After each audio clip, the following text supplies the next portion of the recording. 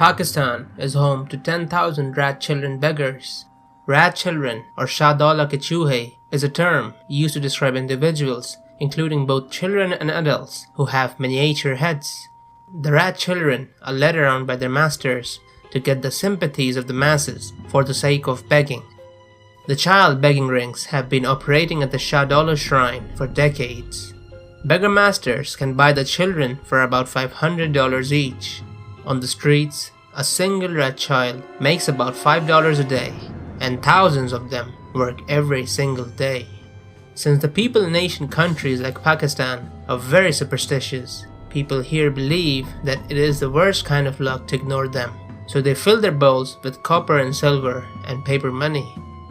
At the Shah Dolah shrine in Gujarat, legend has it that women who are unable to conceive become fertile if they come to the shrine and pray to be blessed with a child.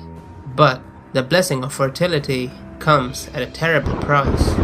The first child will be born microcephalic and must be given to the shrine, or else any further children will have the same deformity. BBC News reports that the Shah Dolah legend has been fabricated to trick ordinary people into handing over perfectly healthy babies, and these babies are then deliberately deformed so that they can be sold for begging. For centuries, it was the only shrine in the world where parents offered up the children. After all, Shah Dolah himself would take care of these children who were left outside his house. The saint dedicated his life to feeding and taking care of little abandoned souls at his modest home who were left outside his house. While none of these kids were normal, all of them shared one commonality. They usually had small heads disproportionate to their bodies, but they were all loved by their guardian. Shah Dolah would take them wherever he went, and because of their rodent-like appearance, people in the neighborhood started calling them Shah Dolah ke chuhe, which translates into Shah Dolah's rat children. According to a popular theory, children kidnapped from villages are forced to wear iron caps that keep their heads from growing. Later, they are sold to people who use them to gain sympathy and collect considerable alms. But this theory has been disproven. Medical doctors in Pakistan dismiss this folklore as absolutely baseless. Their argument is plausible. If the head's natural growth is tampered with because of an external barrier, but for the normal child, if you put the utensil on the head, the child will die, he will not survive. That said, children born with small heads are often kidnapped from villages and are later forced to beg in the streets. There are thousands, if not more, of such beggars all over Pakistan. In scientific terms, they suffer from microcephaly, a condition in which a person's skull is smaller than normal for their age and sex.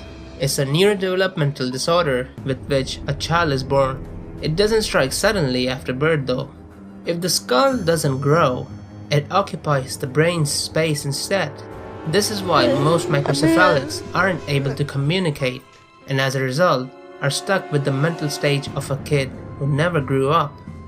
The child, as he or she grows older, cannot walk or talk properly or think at all for themselves. He or she is then sold for large amounts of money to become a beggar, as disabled children gain the sympathy of people more than normal children would. Nadia is one of the hundreds of microcephalics who can be found on the streets of Gujarat in central Punjab province. These unfortunate children are draped in green cloaks and forced to beg around the shrine. Since pilgrims live under the notion that ignoring them may invite doom, they fill the begging bowls of children with cash and coins. The children, devoid of education and parental patronage, are left at the mercy of these beggar mafia.